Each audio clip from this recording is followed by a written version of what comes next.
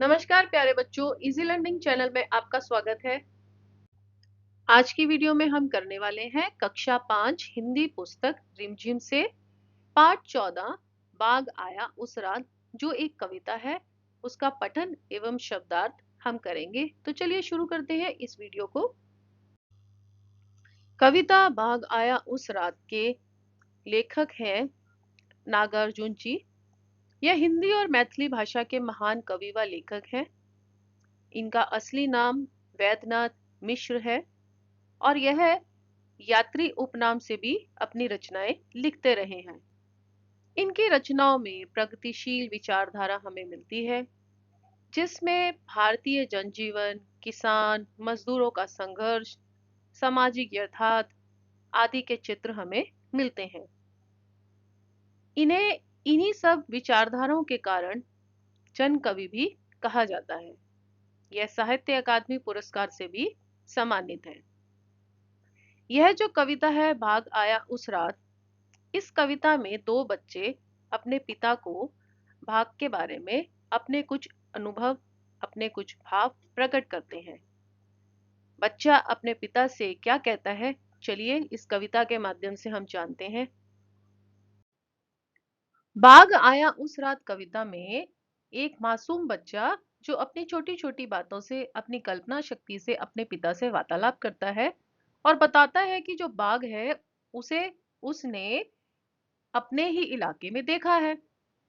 अब देखिए जो बाघ हैं वो इलाके में कैसे आ गए। देखिए बाघ जो है वो मुख्य रूप से या तो गुफा में रहते हैं या जंगलों में रहते हैं।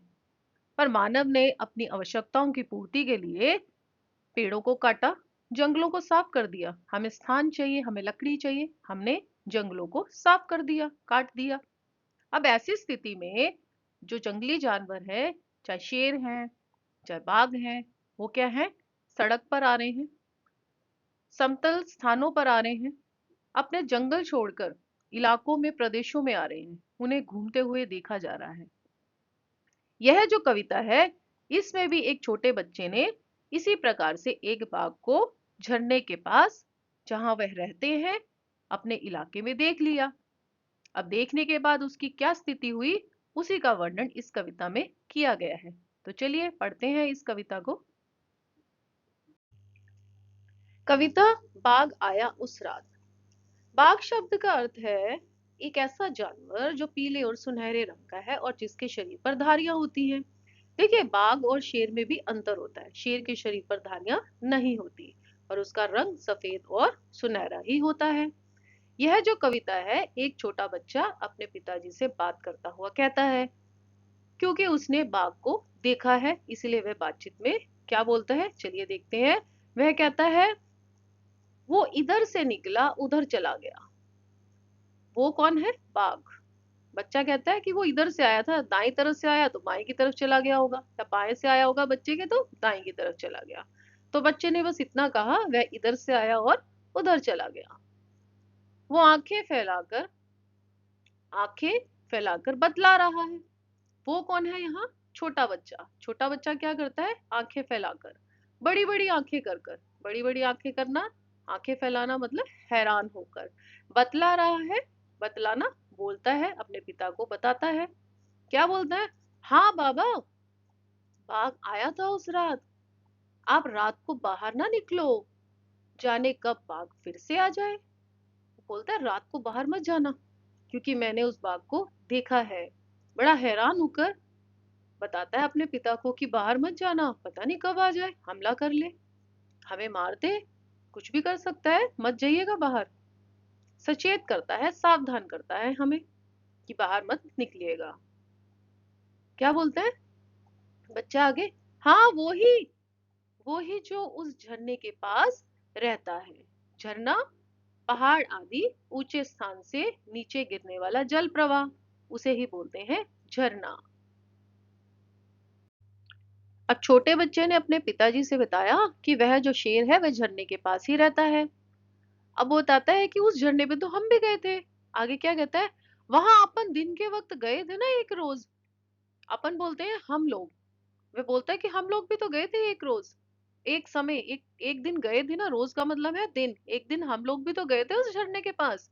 अब जो बच्चा है वह गया होगा अपने परिवार के साथ उस झरने के पास, वहां खेल कूद रहे होंगे, पिकनिक बना रहे होंगे। अब उसे लगा उस जगह तो हम भी जाते थे, उस जगह पे तो बाघ आ गया। अब वही उसको बताते हुए आइडेंटिफिकेशन बताता है उस जगह का, कि हम लोग तो गए थे उस झरने के पास और वही झरने पे हमने बाघ को देख लिया मैंने। आगे क्या बोलते हैं, बाघ उधर ही तो रहता है बाबा, उसके दो बच्चे हैं। क्या बताता है कि जो बाघ है उसके दो बच्चे हैं और वो झरने के पास ही रहता है। बाघिन सारा दिन पहरा देती है, पहरा देना, ध्यान रखना। उन बच्चों की एक माँ है जो सारा दिन बच्चों का ध्यान रखती है। बाघ या तो सोता है या बच्चों से खेलता है, और जो बच्चों का पिता है बाघ, वो क्या करता है, या तो वो सोता रहता है या फिर बच्चों के साथ खेलता रहता है। अब जब बच्चे ने बोला, छोटे ने, बेटू ने जिसका नाम है, उसने बोला कि बाघ जो है वो सोता है और बच्चों से खेलता है। तो दूसरा बालक जो है वो क्या बोलता है, दूसरा बालक बोला, बाघ कहीं काम नहीं करता, ना किसी दफ्तर में ना कॉलेज में। वो ऐसा बोलता है, क्या वे कोई काम नहीं करता, किसी दफ्तर नहीं जाता, दफ्तर मतलब कार्यालय ऑफिस में नहीं जाता, क्या वे किसी कॉलेज में भी नहीं जाता, किसी दफ्तर में भी नहीं जाता। अब छोटू जो है वो छोटा बच्चा फिर से बोलता है, क्या बोलता है वो बच्चा, स्कूल में भी नहीं। अब उसने क्या कहा, बाघ जो है वो तो स्कूल में भी नहीं जाता, ना किसी दफ्तर कार्यालय, क्या वो तो स्कूल भी नहीं जाता। 5 साला बेटू ने, 5 साला मतलब 5 वर्ष का, जो 5 वर्ष का बच्चा है उसका नाम क्या है, बेटू। उसने ऐसा बोला कि वह तो स्कूल भी नहीं जाता।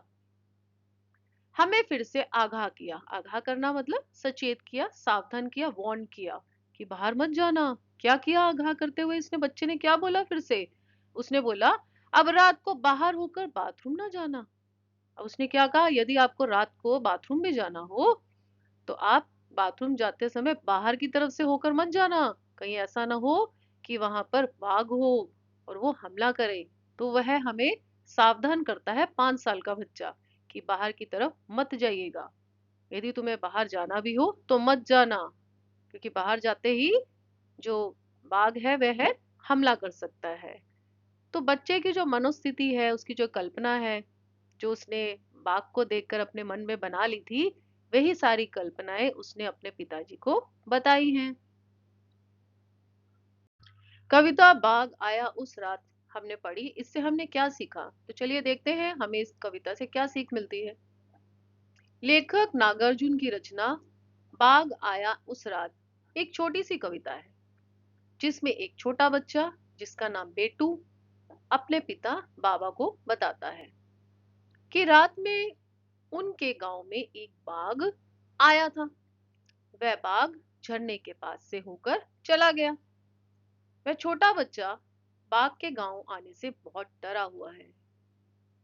उसमें मासूम कल्पना और मन की जिज्ञासा भी है। वह अपनी कल्पना शक्ति से बाघ के रंग रूप, आंखों के बारे में बताता है। वह बच्चा बाघिन और उसके दो बच्चों के बारे में भी बताता है। बच्चा अपने पिताजी से बाहर ना निकलने की अपील करता है। उसे लगता है कि बाघ फिर से आ सकता है। यह कविता बाघ के डर, सावधानी, जिज्ञासा और सुरक्षा के महत्व को दर्शाती है। चलिए अब करते हैं कविता के शब्दार्थ। आंखें फैलाकर, हैरान होकर, बतलाना, बोलना, अपन, हम लोग, पहरा देना, ध्यान रखना, झरना, पहाड़ आदि ऊंचे स्थान से नीचे गिरने वाला जल प्रवाह, रोज, दिन, दफ्तर, कार्यालय, ऑफिस, आगाह, सचेत, 5 साला, 5 साल, वक्त, समय। आपका बहुत बहुत धन्यवाद बच्चों, जो आपने मेरी वीडियो को आधे से अंत तक देखा। तो फिर मिलेंगे, कुछ नया सीखेंगे। तब तक के लिए नमस्कार। वीडियो के अंत में चलते चलते बस इतना ही, यदि आप मेरे चैनल पर नए हैं तो आप सब्सक्राइब कर सकते हैं मेरे चैनल को। यदि आपने किया हुआ है तो आपका बहुत बहुत धन्यवाद। यदि आपको मेरे वीडियोस अच्छे लग रहे हैं तो आप लाइक, कमेंट्स एंड शेयर भी कर सकते हैं।